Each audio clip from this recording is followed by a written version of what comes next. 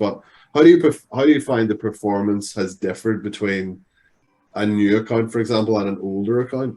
I just feel like the older account, you normally start off with better selling limits, which then gives you a really good mindset towards the first couple of months of your business. You know, not really at many points do you feel like restricted from growth.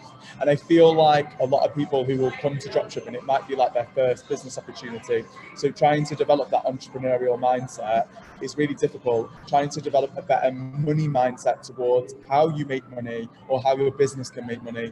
All of these people just think that, you know, just come in, I'm just going to like try and do as much as I can from the get-go, and I should just expect to make X amount of money in X amount of time. And what I really want to like employ people to think about is, what is the end goal? Like, why are you here? Like, if is it just to make a quick buck? Is it to transform your entire lifestyle? Is it to, what is it? Because until you know that, then you can actually take the necessary like steps to grow your business in that way. And I think a lot of people don't know why they're there. So when you've got these newer accounts, if you don't know why you're there, you're then going to start to like run your business in sometimes an unprofessional way. Because are you there as a business person, or are you there just trying to make a bit of money? How are you treating it? When I first started, I was like, this is going to be the thing that's going to change my life. Did I think I was going to be doing dropshipping even 2 weeks before I heard of it? Absolutely not. Like, I'm a qualified primary school teacher. I've been in hospitality since I was 13 years old. Not once have I thought about doing anything in the e-commerce sector. But I want people to understand that when you come in, if you treat it like a business, when you have an older account, I feel like you'll get the opportunity to be able to thrive as a new businessman, woman, whatever, entrepreneur. Whereas if you have a brand new account and you don't know why you're there, you're probably not going to come across with the right attitude. When you do have those limits on your account, what's your mindset towards that? How are you emotionally going to deal with, okay, well, I've been growing by 5 products a day for the first month, and now I can't grow. What am I supposed to do? Changing that attitude towards, what better product can I find? Can I reword my listings to make them, you know, sexier and better to search for? There's always something that you can do to increase the quality of your business. Ultimately, the older accounts will give you a bit more opportunity, but the newer accounts, there's still always stuff to do. So it's a little bit of an excuse if you know you do have a new account and you have those limits and you feel like you can't get anywhere. For sure, yeah. I mean, I think almost there's a couple of points you touched on there. I'll go back. I had a lot of new guys that I've coached in the past.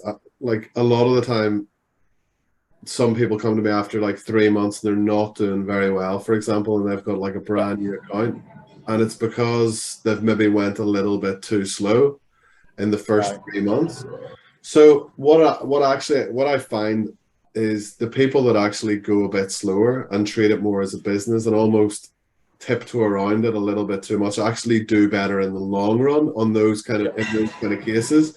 Because I think if you rush things, like you say, you know, if you rush things and you spam loads of listings, what you're going to have to do is you're going to run into problems with eBay, and you're also going to run into, you might have more sales, but you'll also have more sales also can bring more work, so more customer service, more stuff like that. And if you're not used to dealing with that stuff, absolutely, it becomes very overwhelming and very, very difficult to then manage the business. So if you scale sort of steadier and slower, you can actually manage those things. And again, touching on what you said about managing as a bit, you know, treating it as a business, it took me a little while to actually transition into that, because I'd done eBay for 15 years prior to that as more of like a hobby. So I was buying and selling, and it was always, for me, it was just like a little bit of hobby, like that brought in an extra, you know, whenever I decided to do it on and off, brought in £100 here, £200 there, whatever the case might be, but it was always a hobby. But what I did understand was, I understood metrics on eBay, I understood customer service, I understood how important all these things were in terms of keeping eBay happy. So although I get into dropshipping as a hobby, but almost by accident stumbled into dropshipping, but I learned and I knew that all those things were actually really relevant. You know, it was really like, that helped me so much. And I think a lot of people that don't understand eBay, first of all, fall into that trap of like, oh, they're making sales, this is great, but actually what you need to do is you need to look at the bigger picture. So sales are only one part of it. You know, there's like a whole metrics and customer service part. To be honest, that's just actually flung a really good idea into my head, and I think the beautiful thing about the dropshipping opportunity that we have is that you can earn money whilst you're learning, but people forget that the learning still needs to take place. So yes, normally, you know, socially we're raised like go to school, learn, go to college, go to university, and in all of those educational areas you don't earn money really unless you work going through that education. Whereas what we have to offer is, yes, you will have to get started. Yes, there is learning. Yes, there's videos. Yes, there's coaching calls. Yes, these YouTube videos or podcasts that you can listen to. You also get to earn money as well. And that's the thing that makes it beautiful. But people can sometimes get a little bit too focused on earning the extra money rather than on the actual personal development mindset and learning that needs to take place.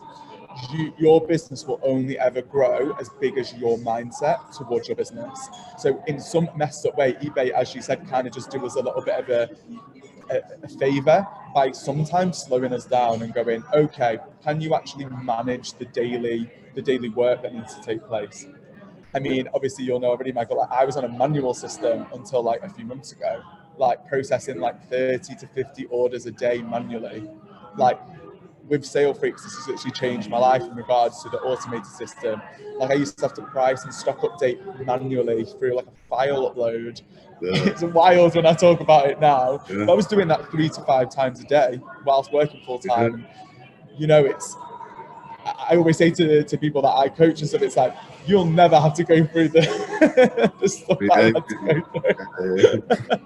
through. So yeah, I want people just to remember that, like, the learning is the most valuable thing. The money will come as the learning grows. It's like walking to work and then suddenly getting the bus. It's like, wow. Literally. Oh my God, it's crazy. Yeah, 100%. Yeah, I feel like there's so much that I need to touch on. You mentioned there about, you know, about teaching, and I thought that was really, really interesting because you said like a lot of people get into dropshipping because they want to earn some money. Like that's exactly why when I seen the video on YouTube, how I stumbled across it, I was actually looking for something, how to fix something on eBay.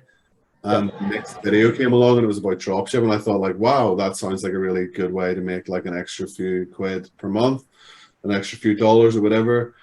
And that's how I stumbled into it. But a really good point. First, you said you're obviously a qualified teacher, but way back you mentioned that your reason for getting into dropshipping and why you scaled to so many stores was because you wanted to be able to at some point come back to that and actually teach dropshipping.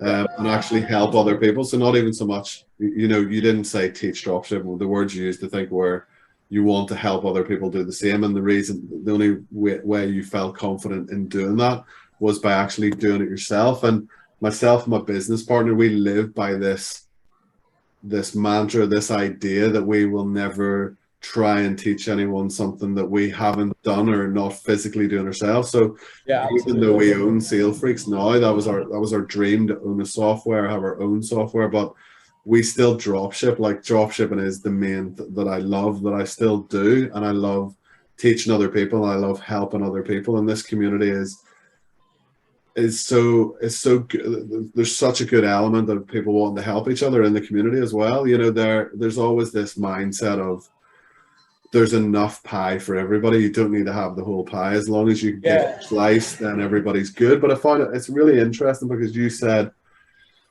you've get into it for like a slightly different reason, and I'm sure monetary value was like the monetary, you know, offering that you could earn from dropshipping was on your mind as well. No doubt. That is exactly why I got into it. Like that's why I said like you can be selfish. I think people don't want to come across as selfish, but like you have one life and you can take or leave opportunities. So if you want to start an opportunity just to take, like we're in an energy crisis, it's just like if you want to earn a little bit of extra money because you know that your bills are going to go up, like kudos to you, like well done, like why should you not? But then was my vision to be like a leading coach and have like a huge social media following and all that? Yeah, I don't have all of those things yet, but getting into the business now, why can't you do that in 12 months? Do you know what I mean? Like, why can't you create another stream of income by helping transform people's lives? Why can't you, attach something? Like, for me personally, my passion is not going to be me just running my own store. My passion is going to be helping people have financial wealth, or helping people, like, for some reason I've got a soft spot for like stay-at-home mums. Like, I feel like the government don't support like families that have children, and it always seems to be the woman that has to look after the child and then miss out on career or financial independence. And so for me, like, it's not about dropshipping. Dropshipping is the vehicle which can help you achieve things, and whatever the vision for this is, that is just up to you. But I think when you do get started, as you said, you want that just an extra. People always say to me 200 quid. So 200 seems to be always the floating number. Like, if I got started and I did a little bit of work, and I earned 200 quid extra a month, I'd be buzzing. And I think that's a great place to start, because you'll still get some people, probably like me, who came in and went, I want to be earning like 10k a month in like 3 to 5 years. That's great, but if you don't have the patience and the mindset towards how you're actually going to get there, that can actually be a negative. So as you said, let's just start and go, well, yesterday you didn't even have a business, so today you do. So now let's go to like 100 items, then 200, then 500, then 1,000. Let's look at your profitability and your sales and things like that. And yeah, I think, did I start off wanting to get involved with Salefreaks and get coached by you and be a coach myself and have 6 stores and all that? No, but it grows with your mindset, and so there's so much opportunity for people to experience. Yeah, 100%. I mean, the figure in my mind when I first started doing this, I mean, I think we were just expecting our second child, and all I was thinking about was, how can we put an extra few quid so that we don't have to sacrifice not going on holiday, for example, or whatever. But it actually boiled down to, sometimes I was actually thinking, you know what, this will pay for a couple of tanks of fuel to actually, so that it's not coming out of my salary. Like, that's like the weird mindset that I was in. It was like, if I spend like an hour or two every day doing this, then I can afford to go to work easier, which was weird, because then, like, I was like, as you grow, what you soon realize, or what you should realize, or what a lot of people don't, is that, like, the workload doesn't scale up with a business that much. Like, you can scale your business up without the workload actually changing. And I mean, we'll talk a bit about what Salefreaks is able to do in terms of how it's helped you. But all that aside, I just kept thinking, look, if I can make 100, I can make 2.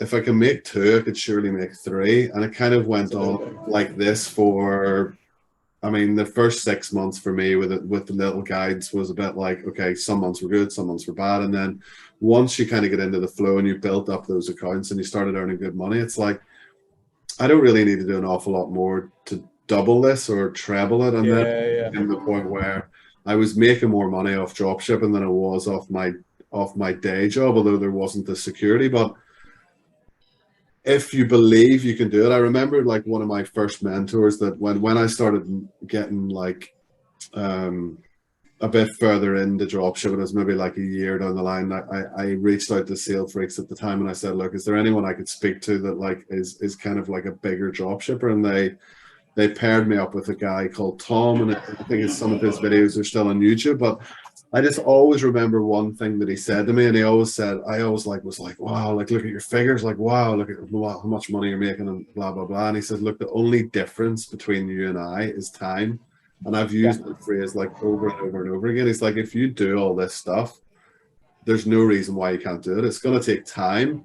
And now I sit and I think back and I think, I've done it. Like, I've surpassed what he's done, and I've just stuck to basically, there's nothing, I mean, there's things changing dropshipping all the time with regards to the rules and regulations and eBay and Amazon and whatever else, but the basics remain the same. Doesn't change, yeah. And, like, it is so true. And I always, like, I don't think like a month or whatever goes by, I don't think of that conversation. I think, like, God, that was like, I'm so glad I stuck at it, because there was a few times where I was pretty much ready to throw in the towel with the various hurt. Like, it's a business at the end of the day. If you think you can just walk in and start drop shipping and making loads of money, like you're Yeah. crazy. You can't do that with anything unless you buy a lottery ticket and win the lottery.